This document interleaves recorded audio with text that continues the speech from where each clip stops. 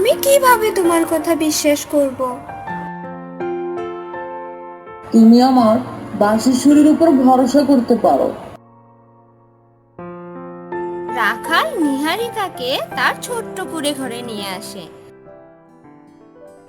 রাখাল বাঁশিতে ফু দেয়, সেই স্বর্গীয় সুর ছড়িয়ে পড়ে।